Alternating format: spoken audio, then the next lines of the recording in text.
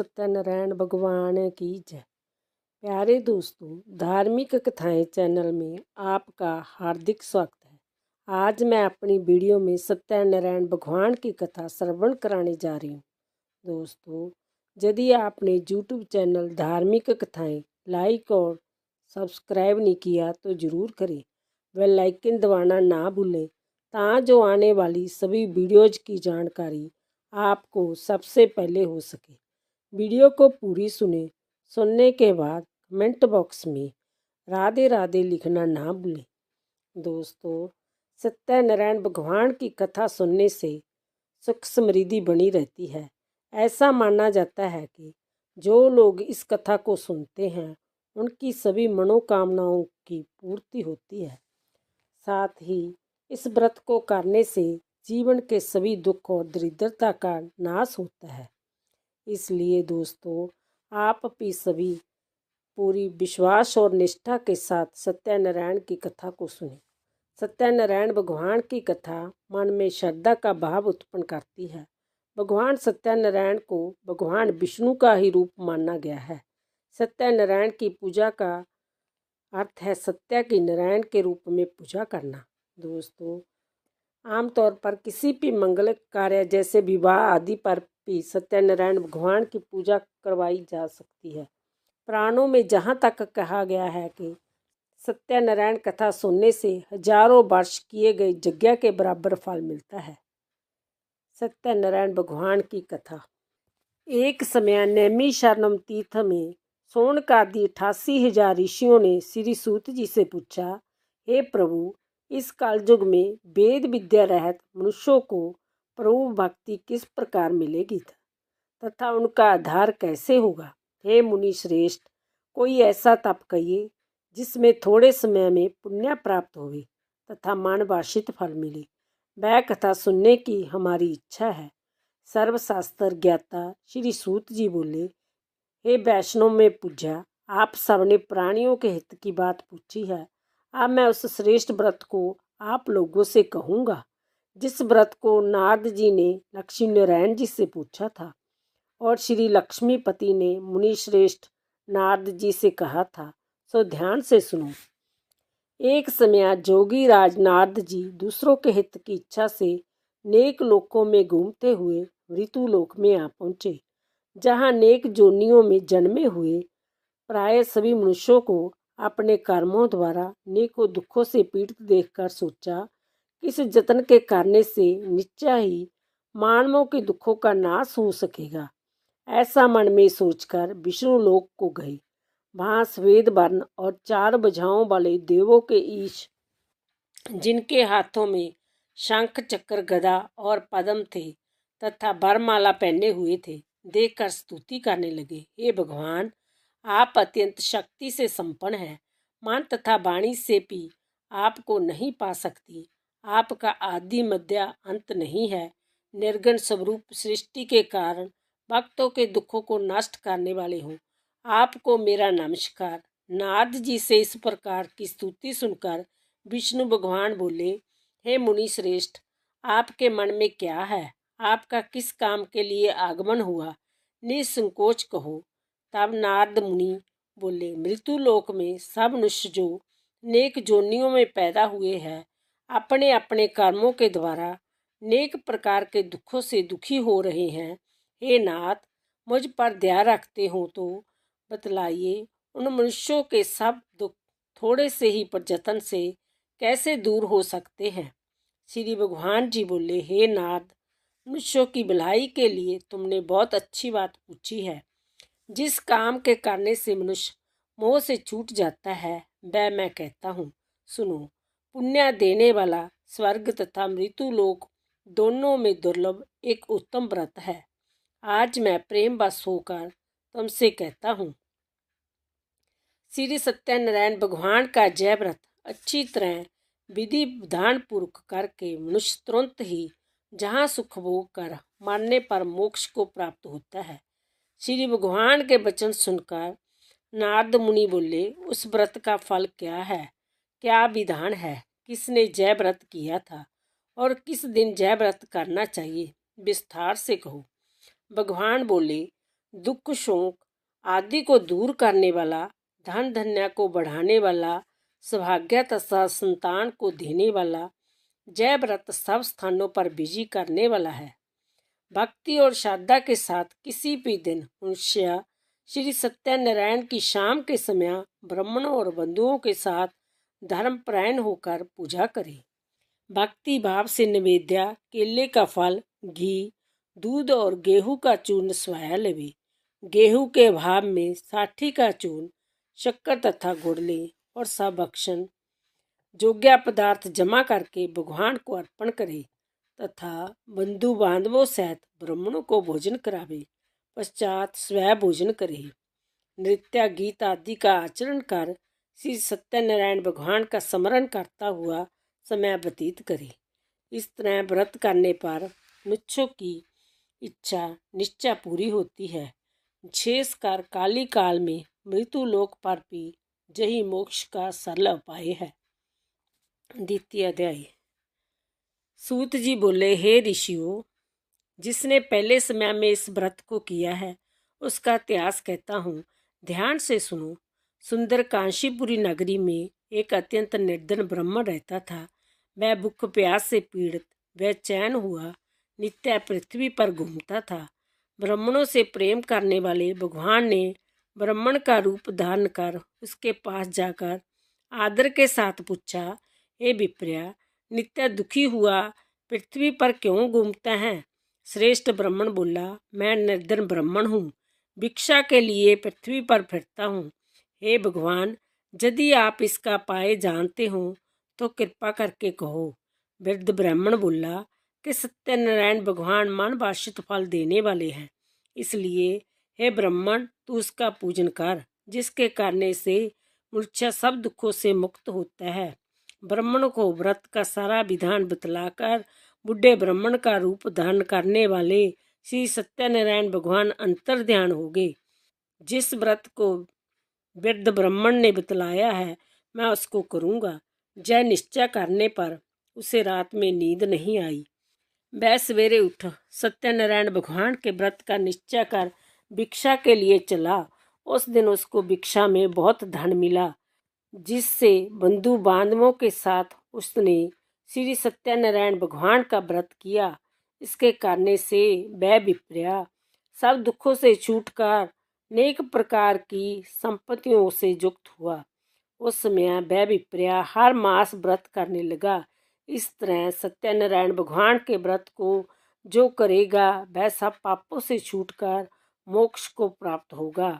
आगे जो पृथ्वी पर श्री सत्यनारायण भगवान का व्रत करेगा वह मनुष्य सब दुखों से छूट जाएगा। इस तरह नारद जी से नारायण जी का कहा हुआ जय व्रत मैंने तुमसे कहा। हे विप्रो, मैं अब और क्या कहूँ? ऋषि बोले, हे मुनिवर, संसार में उस विप्रिया से सुनकर और किस किस ने इस व्रत को किया, हम वह सब सुनना चाहते हैं। इसके लिए हमारे मन में श्रद्धा है। सूत जी बोले, हे मुनियों, जिस जिसने इस व्रत को किया है वह सब सुनो। एक समय एक विप्रिया धन और ऐश्वर्य के अनुसार बंधु बांधवों के साथ व्रत करने को तैयार हुआ। उसी समय एक लकड़ी बेचने वाला बूढ़ा आदमी आया और बाहर लकड़ियों को रखकर विप्रिया के मकान में गया। प्यास से दुखी लकड़हारा उनको व्रत करते देखकर विप्रिया को नमस्कार कर कहने लगा कि आप जय क्या कर रहे हो? इसके करने से क्या फल मिलता है? कृपा मुझसे कहो। ब्राह्मण ने कहा, सब मनोकामनाओं को पूरा करने वाला जय श्री सत्यनारायण भगवान का व्रत है। इसकी ही कृपा से मेरे जहाँ धन धन्य आदि की वृद्धि हुई है। विप्रिया से इस व्रत के बारे में जानकर लकड़हारा बहुत प्रसन्न हुआ। चरनामत ले और प्रसाद खाने के बाद अपने घर को गया। लकड़हारे ने अपने मन में इस प्रकार का संकल्प किया कि आज ग्राम में लकड़ी बेचने से जो धन मिलेगा उसी से श्री सत्यनारायण भगवान का उत्तम व्रत करूँगा। जय मन में विचार कर वह बुढ़ा आदमी लकड़ियाँ अपने सिर पर रखकर जिस नगर में धनवान लोग रह रहे थे वह ऐसे सुंदर नगर में गया। उस रोज वहां पर उसे उन लकड़ियों का दाम पहले दिनों से चौगुना मिला। तब वह बुढ़ा लकड़हारा दाम ले और अति प्रसन्न होकर पके केले की फली, शक्कर, घी, दूध, दही और गेहूं का चूर्ण इत्यादि श्री सत्यनारायण भगवान के व्रत की कुल सामग्रियों को लेकर अपने घर गया। फिर उसने अपने भाइयों को बुलाकर विधि के साथ भगवान जी का पूजन और व्रत किया। उस व्रत के प्रभाव से वह बुढ़ा लकड़हारा धन पुत्र आदि से युक्त हुआ और संसार के समस्त सुख भोग कर वैकुंठ को चला गया।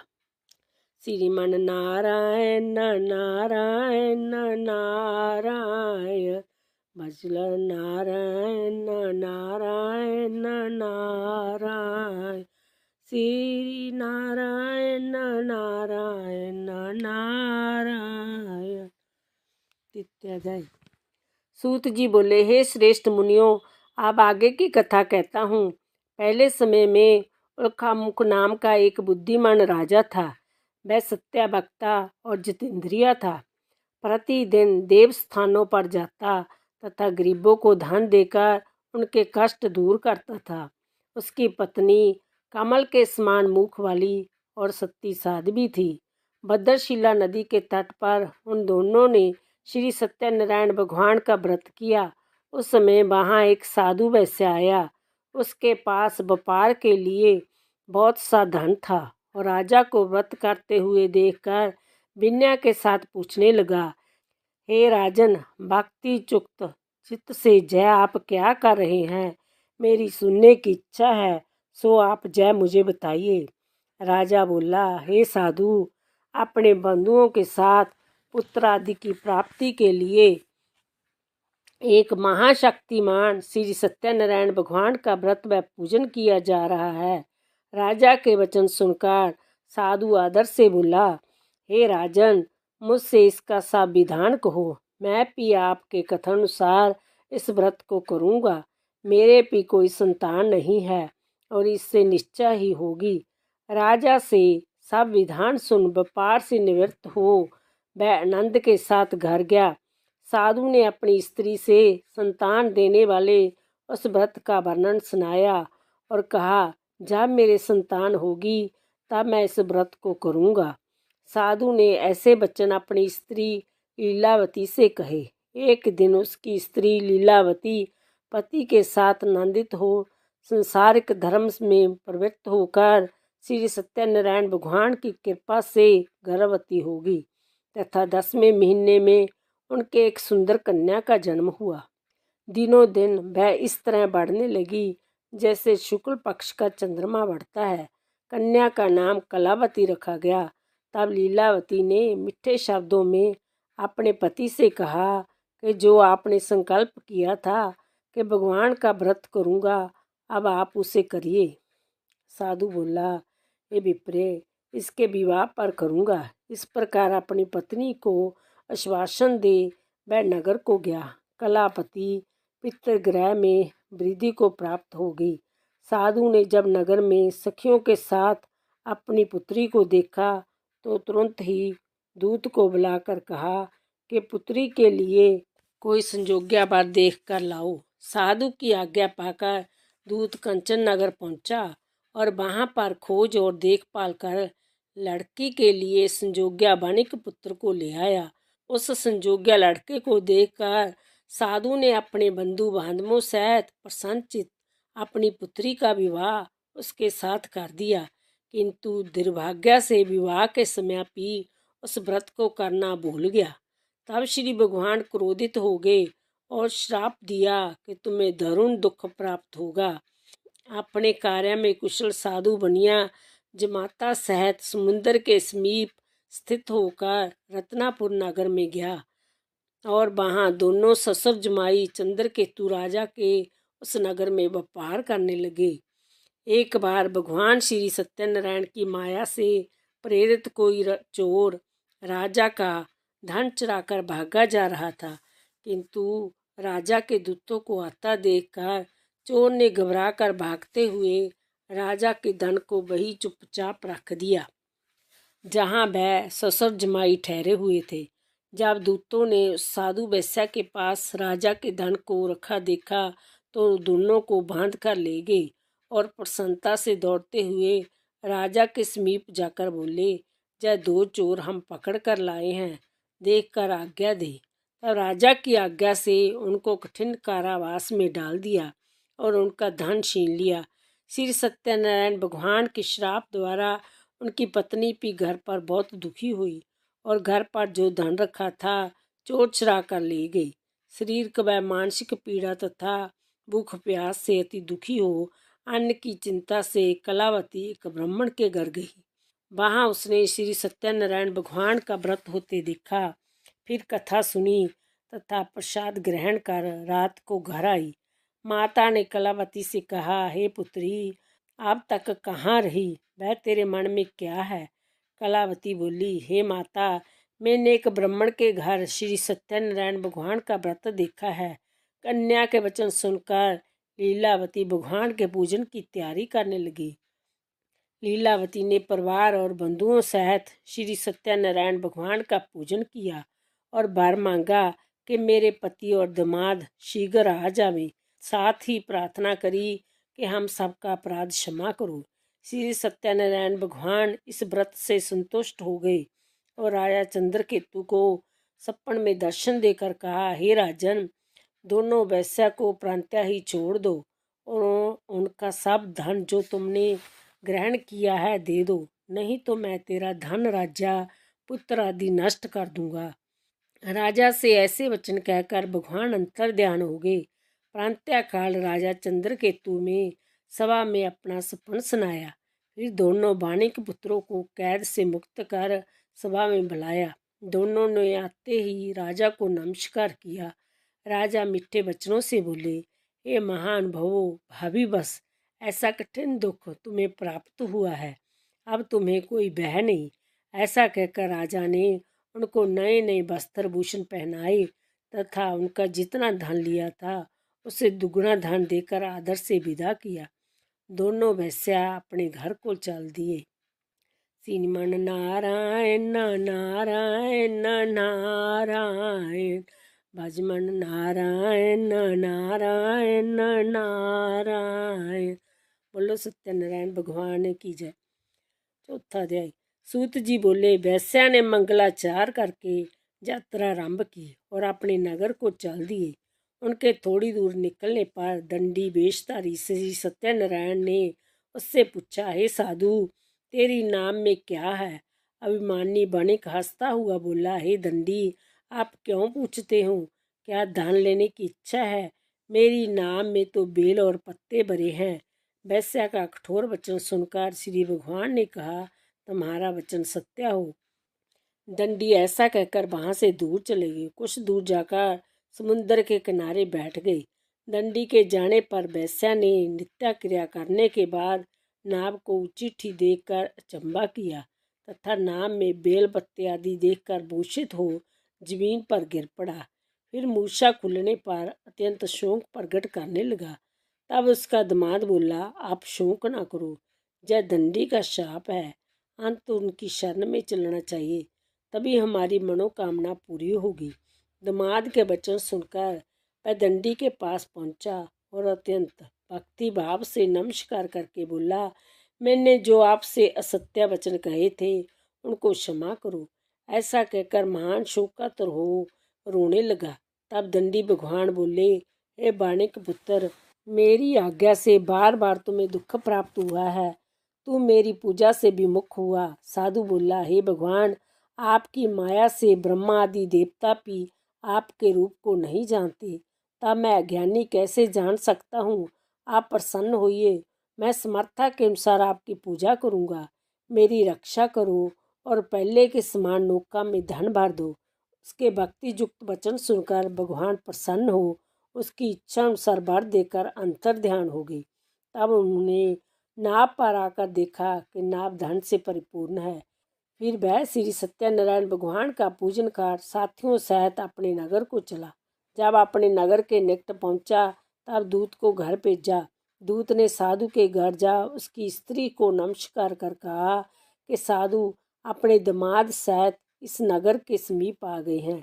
ऐसा वचन सुन साधु की स्त्री ने बड़े हर्ष के साथ श्री सत्यनारायण का पूजन कर पुत्री से कहा, मैं अपने पति के दर्शन को जाती हूँ, तू कार्य पूर्ण कर, शीघ्र आ। माता के ऐसे वचन सुनकर कलावती प्रसाद छोड़कर जल्दी में पति के पास गई। प्रसाद की अवज्ञा के कारण श्री सत्यनारायण भगवान ने रुष्ट हो उसके पति को नाव सहित पानी में डुबो दिया। कलावती अपने पति को ना देखकर रोती हुई जमीन पर गिर गई। इस तरह नौका को डूबा हुआ तथा कन्या को रोता हुआ देख साधु दुखी होकर बोला, हे प्रभु, मुझसे या मेरे परिवार से जो भूल हुई उसे क्षमा करो। उसके दीन वचन सुनकर श्री सत्यनारायण भगवान प्रसन्न हो गए और आकाशवाणी हुई, हे साधु, तेरी कन्या मेरे प्रसाद को छोड़कर आई है, इसलिए उसका पति अदृश्य हुआ। यदि वह घर जाकर प्रसाद खाकर लौटे तो उसे पति अवश्य मिलेगा। ऐसी आकाशवाणी सुनकर कलावती ने घर पहुंचकर प्रसाद खाया, फिर आकर पति के दर्शन किए। तत्पश्चात साधु ने बंधु बांधवों सहित श्री सत्यनारायण भगवान का विधि पूर्वक पूजन किया। इस लोक का सुख भोग कर अंत में स्वर्ग लोक को गया। श्रीमान नारायण नारायण नारायण, भजन मन नारायण नारायण नारायण। बोलो सत्यनारायण भगवान की जय। पंचम अध्याय। सूत जी बोले, हे ऋषियों, मैं और भी कथा कहता हूँ, सुनो। प्रजा पालन में लीन तुंगताप जो नाम का एक राजा था, उसने भी भगवान का प्रसाद त्याग कर बहुत दुख पाया। एक समय वन में जाकर वन्य पशुओं को मारकर बड़ के पेड़ के नीचे आया। वहाँ उसने ग्वालों को भक्ति भाव से बांधवों सहित श्री सत्यनारायण जी का पूजन करते देखा। राजा देखकर भी अभिमान वंश वहाँ नहीं गया और ना ही नमस्कार किया। जब ग्वालों ने श्री भगवान का प्रसाद उसके सामने रखा तो वह प्रसाद त्याग कर अपनी नगरी को चला गया।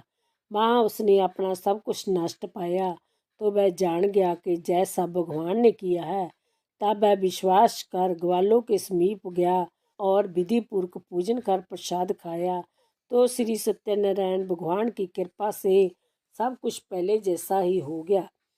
फिर दीर्घ काल तक सुख भोग कर मरने पर स्वर्ग लोक को गया। जो मनुष्य परम दुर्बल व्रत को करेगा, भगवान की कृपा से उसे धन धन्य की प्राप्ति होगी। निर्धन धनी और बंदी बंधन से मुक्त होकर निर्भय हो जाता है। संतानहीनों को संतान प्राप्त होती है तथा सब मनोरथ पूर्ण होकर अंत में वैकुंठ धाम को जाता है। जिन्होंने पहले इस व्रत को किया, अब उनके दूसरे जन्म की कथा कहता हूँ। वृद्ध सतानंद ब्राह्मण ने सुदामा का जन्म लेकर मोक्ष को पाया। उल्का मुख नाम का राजा दशरथ होकर वैकुंठ को प्राप्त हुआ। साधु नाम के वैश्य ने मोर तब्ज बनकर अपने पुत्र को आरे से चीरकर मोक्ष को प्राप्त किया। महाराजा तुंगध्वज ने स्वयंभू होकर भगवान में भक्ति युक्त हो कर्म कर मोक्ष प्राप्त किया। बोलो श्री सत्यनारायण भगवान की जय। श्रीमान नारायण नारायण नारायण, श्रीमान नारायण नारायण नारायण, भजमन नारायण नारायण नारायण, श्रीमान नारायण नारायण नारायण। बोलो सत्यनारायण भगवान की। सत्यनारायण भगवान